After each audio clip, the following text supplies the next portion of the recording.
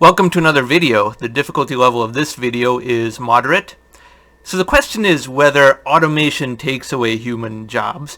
And you have surely heard that automation is going to take away all human jobs, and that you should worry about whether society will be full of people with no employment, and what will people do all day, and how will you earn a living, and things like that. That's a complicated topic, and we're going to address that over a large number of videos. But suffice it to say that the answer to the question of whether automation takes away human jobs or not is, well, that depends, and it depends on humans. If humans are making it hard for other humans to earn a living, then automation takes away jobs, but otherwise not. Now, what do I mean by that? Well, I refer you to Chapter 4 of my Atom publication, and Chapter 4 is titled The Overlooked Economics of Technology, and we scroll down to this chart over here, which talks about which types of jobs are vulnerable to automation. Now, one thing you have to recognize is that the business model of media in the modern age is one that profits by making you either angry or frightened. The media does not make as much money if it makes you feel good. And yes, there are bad things happening in the world, but there are also a lot of good things happening in the world. But those get underreported because the media makes more money when it makes you angry or frightened. So this chart here was obviously marketed to a very, very mainstream audience, because what it says is the probability robots will take your job in the next 20 years. Not even AI, not even software that resides in the cloud or something, but robots. Probability robots will take your job in the next 20 years.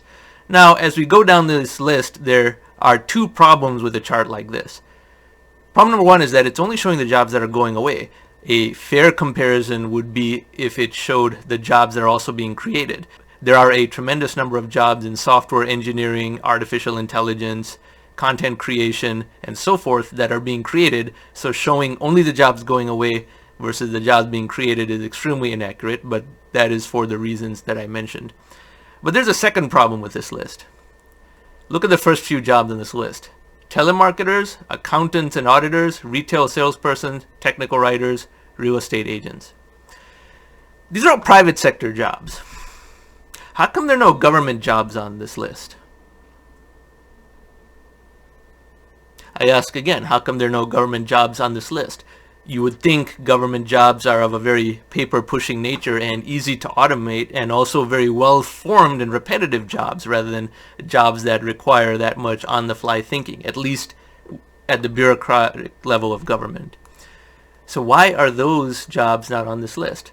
Well, that tells you the biases inherent to creating lists like this, both in terms of trying to make you frightened by not showing you the jobs being created, only the ones going away, but also biasing you to make you think of only private sector jobs as ones AI can take away, and that public sector jobs are somehow above automation, and nothing could be further from the truth. Artificial intelligence does not care about whether a job is private sector or public sector or which country it is in. Artificial intelligence is completely agnostic to any of those human criteria, and AI cannot be threatened into backing down the way a human can be threatened into backing down from being non-compliant with the government, as has happened many times in history. But that's a topic for another day. In reality, both private sector and public sector jobs can be automated. Now, the thing to think about here is, why is a job being automated? If a job is automated, that means your boss is pocketing that much money and keeping the difference between the cost of automation and the cost of a human. Therefore, if you are vulnerable to your job being automated, your immediate reaction should be to compete with your boss.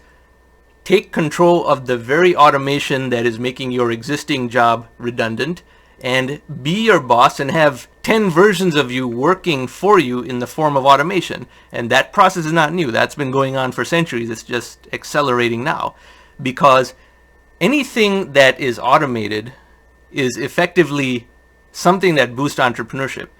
You can think in terms of your job going away, but an entrepreneur can look at a list like this and have a reaction of, how many types of businesses can I now create now that these functions don't require me to hire anyone?